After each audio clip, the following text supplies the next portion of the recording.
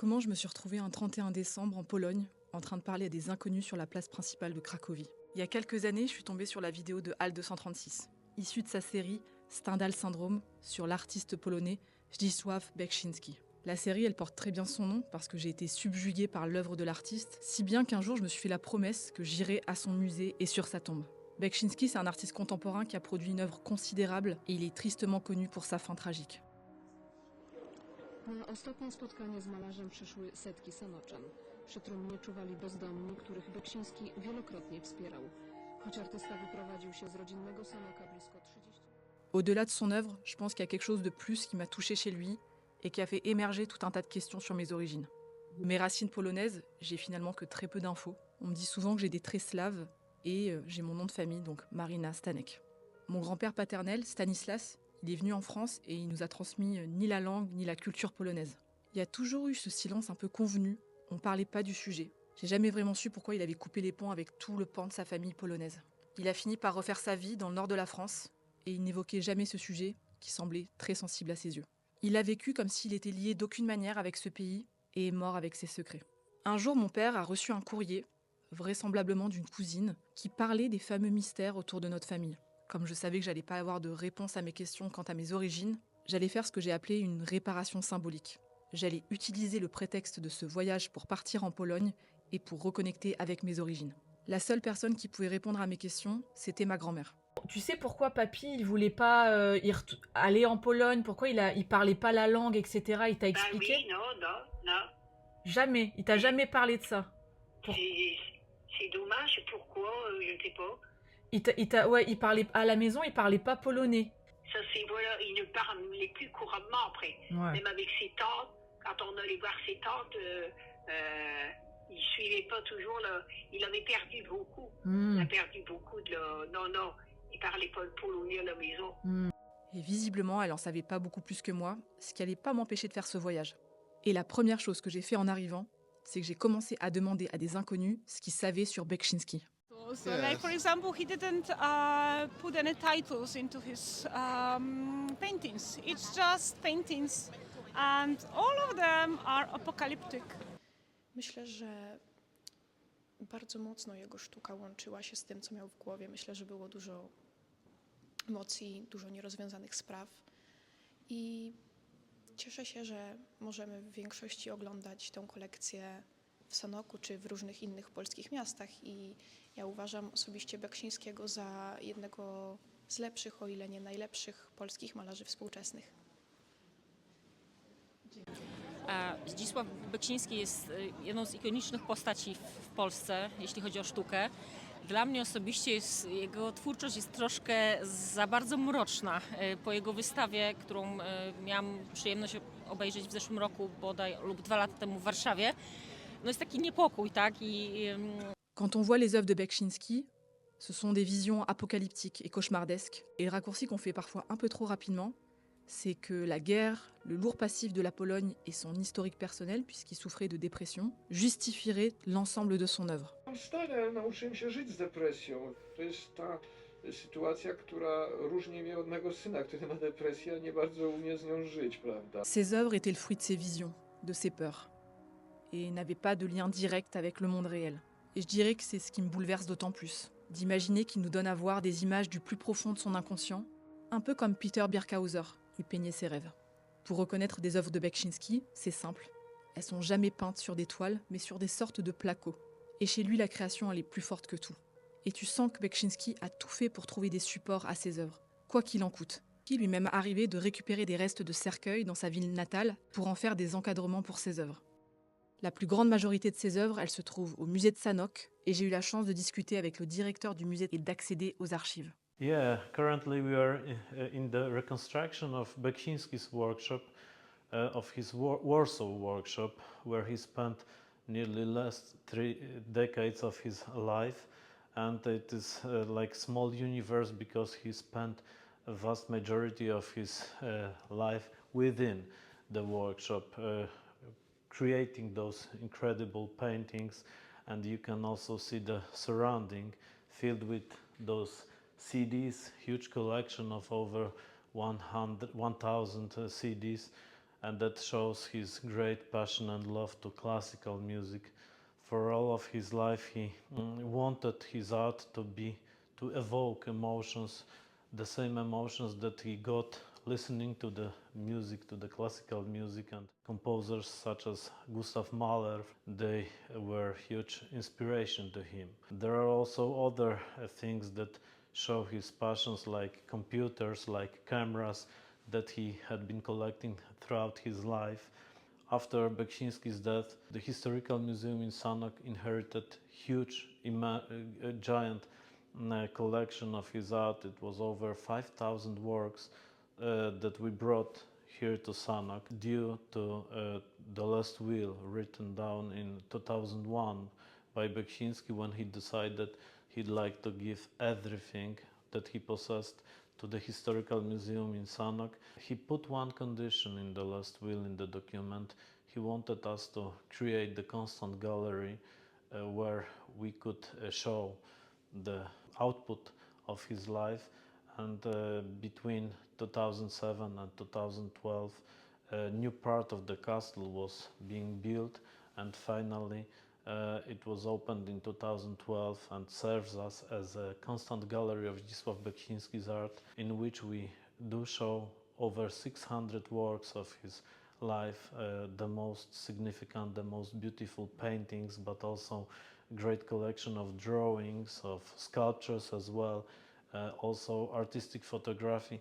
So in general, everything that shows and illustrates his versatile character, because he was really incredible when it comes to the spread of his horizons, and probably the most versatile Polish artist after the wartime. Incredible. Visiting the museum is to pick up some about his biography, but most of all to get the atmosphere of his works and to be touched by it. J'ai rencontré Piotr Zelny, archiviste du musée de Sanok. So my work for today, for that winter season when there are not so many tourists, is to make an order with the archive of the family of Beksiński, because the museum inherited whole possession. The museum is the main heir of the family of Beksiński. Alors ça va des documents les plus triviaux, comme des factures, en passant par des documents administratifs ayant appartenu à Beksiński, mais aussi par des documents beaucoup plus rares et précieux, comme l'arbre généalogique du côté de sa maman, ou encore des dessins de Tomasz quand il était petit. J'ai adoré me perdre à chaque étage et m'imprégner de son univers, qu'on retrouve quel que soit le médium qu'il utilise. Et beaucoup d'endroits dans la ville de Sanok honorent sa mémoire de façon plus ou moins subtile. Que ce soit le nom d'un rond-point, un arbre triste planté en son honneur, une fresque en contrebas du musée, ou encore une statue qui prend froid sur la place principale. On sent vraiment que sa ville natale est très fière de l'héritage qu'il a laissé. Beksiński a été connu de son vivant, et ce grâce au travail de son galeriste Piotr Dmowski. Sa relation avec lui, c'était une relation ambivalente. Ils avaient besoin l'un de l'autre, Beksiński pour gagner sa vie, et Piotr avait une grande admiration pour le travail de l'artiste, mais parfois Beksiński se sentait entravé par ce lien. Il se sentait pressurisé à créer dans des conditions qui brimaient son élan créatif, et il manquait pas d'en parler dans des termes très clairs et respectueux, dans des lettres, avec un trait d'humour qu'on lui reconnaît bien. On retrouve notamment ces échanges savoureux dans la correspondance des deux hommes. Piotr Dmowski, il a créé un site qui est assez effrayant et obscur au premier abord, très complet, qui compile l'ensemble de l'œuvre de l'artiste, dans lequel tu vas retrouver de nombreuses vidéos, des coupures de presse. C'est une véritable mine d'or d'informations dans laquelle j'ai pris beaucoup de plaisir à me perdre. Et quand tu te balades sur la section commentaires, ça ressemble à une sorte d'association d'adorateurs de Beksiński, dont je fais partie. Il faut savoir qu'à Cracovie se trouve d'ailleurs une galerie qui porte le nom de Piotr et Anna Dmowski, et j'ai eu l'occasion d'y faire un tour et je vais t'y emmener. L'exposition est plongée dans le noir et seules les œuvres sont éclairées et permettent de voir toute la virtuosité du travail de l'artiste. J'ai eu un énorme coup de cœur en particulier pour cette œuvre, qui semblait comme illuminée d'une lumière radioactive, tant les couleurs étaient vives. Seul petit bémol à mes yeux, la musique qui est jouée tout au long de l'exposition oriente l'expérience du visiteur et permet pas forcément la contemplation méditative qu'invite ce type d'œuvre. Le côté très dramatique teinte directement les émotions qu'on est censé ressentir face à elle, quand bien même les scènes représentées sont assez sombres. Sinon, la scénographie est sublime dans l'ensemble et met vraiment en valeur le travail titanesque, minutieux et la touche délicate de Beksiński. Ce qui est assez incroyable avec Beksiński, c'est qu'il a produit, en plus de ses œuvres, une quantité d'images colossales où il documente son quotidien. Alors des images assez anodines, où tu vas apprendre par exemple qu'il adorait le château de Książ que j'ai eu l'occasion de visiter. Na przykład w Głogowie jakieś zrujnowane kościoły gotyckie, po tym jakieś zamki, tak jak w Książu. No tego rodzaju rzeczy mnie ciekawią. Mais aussi des choses plus profondes sur le sens qu'il donnait à son art. Ja powiedziałem wtedy, ażeby się uwolnić od interpretacji symbolicznej, której wręcz nie znoszę, że u mnie, jeżeli w ogóle o cokolwiek idzie, to idzie o atmosferę i o nastrój w obrazie.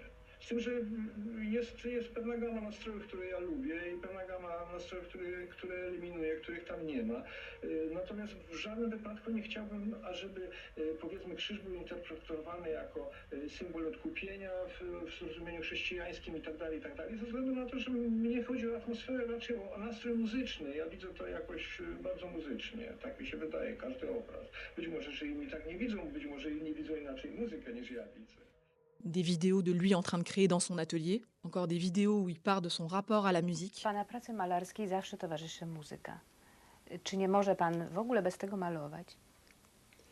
No w jakimś sensie rzeczywiście nie mogę, to znaczy czasem jak mnie boli głowa, ale ja wtedy właściwie nie maluję, albo niewiele maluję, ale w zasadzie bez muzyki i neski to jakoś nie potrafię malować. Rzeczywiście jest to, ja ją nie zawsze słyszę, to znaczy nie zawsze słyszę świadomie, ale w każdym razie jakoś to pomaga. To jest jakaś taka zbitka muzyka i picie kawy, z tym, że kawy nie lubię, a muzykę lubię. Później są takie ulubione jakieś utwory muzyczne, które powiedzmy jakieś symfonie, które długo doprowadzają do ostatecznego rozwiązania i wtedy nie można mi w ogóle przeszkadzać. Ja wreszcie jak już czekam na ten wielki finał, to odkładam pędzel, staję i muszę wielkiego finału muszę wysłuchać, prawda, nie robiąc już nic innego. Ou des simples moments de famille qu'il partageait avec son fils et sa femme. Beksinski s'est très vite approprié les outils numériques, notamment les ordinateurs, à la fin de sa vie, pour les utiliser à des fins créatives. Concernant sa vie personnelle, on la retrouve très bien illustrée dans le film qui s'appelle The Last Family, mais aussi dans un livre d'une autrice polonaise que mon amie Justyna, qui est historienne de l'art, m'a aidée en le lisant puisqu'il n'existe malheureusement pas d'exemplaire en anglais.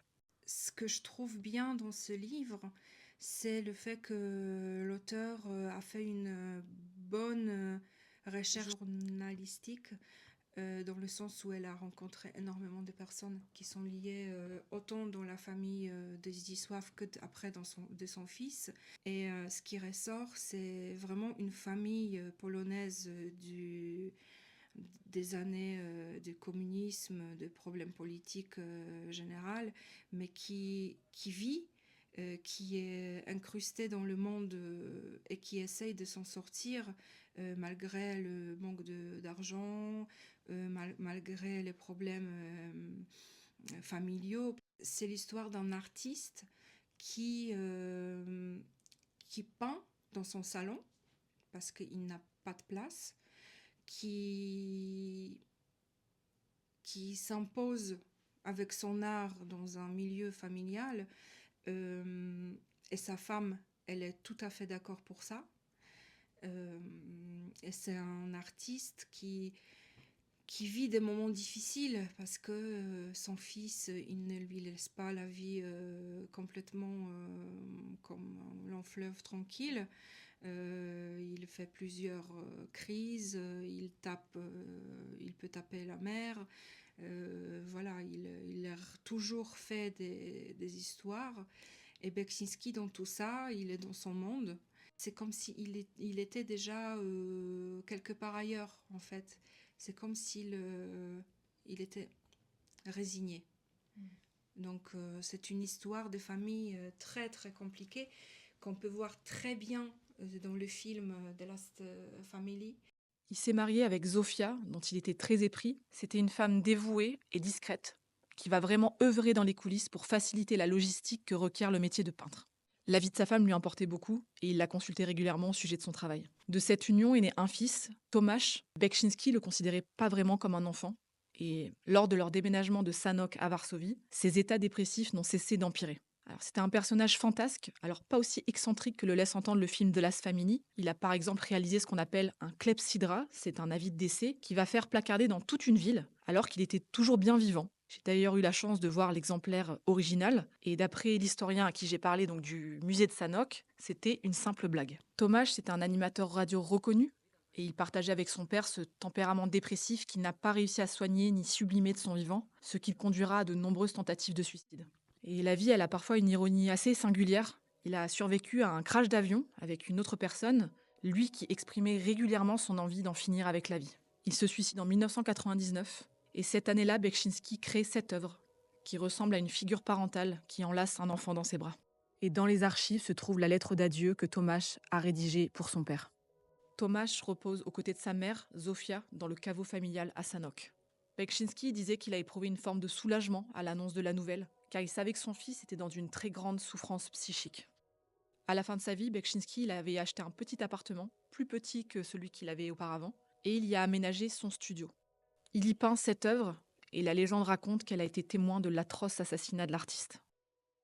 Ce qui s'est passé, c'est que il était très connu dans l'environnement de Bekchinski, que c'était quelqu'un qui était fasciné par la technologie, et on savait qu'à la maison, il en a les derniers Walkman, caméra, cassette vidéo, gramophone, et un ordinateur du dernier cri que personne n'avait.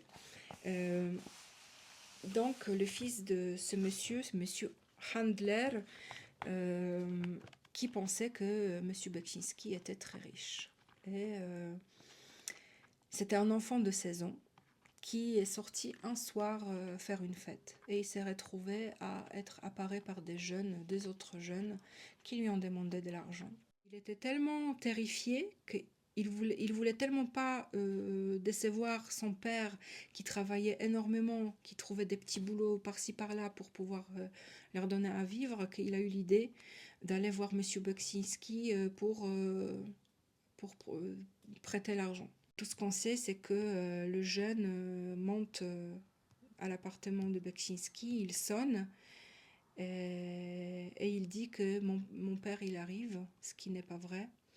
Et il demande à Bekchinski, qui était en train de peindre, donc qui était dans son vêtement d'artiste, avec des pinceaux à la main, il lui demande de l'argent. À ce que Bekchinski répond: t'es fou, je vais appeler ton père. Il prend le téléphone, il appelle son père, et pendant ce temps-là, le père est sous la douche et il ne répond pas. Et c'est là que le fils a une idée de prendre un couteau, et il s'acharne sur... en fait, je suis désolée, mais il les planque et il lui donne 17 coups de couteau dans l'appartement, en sang-froid, après quoi il part. Et c'est là qu'il y a le père qui appelle en même temps Bekchinski, et qui laisse un message sur le répondeur en disant Panie Zdzisławie, dzwonił pan do mnie, c'est-à-dire monsieur Zdzisław, vous m'avez appelé. Il meurt en 2005 et ne laisse quasiment aucune descendance. Il a cédé de son vivant la quasi-majorité de son œuvre au musée de Sanok. Il repose dans le caveau familial aux côtés de Zofia et de Tomáš.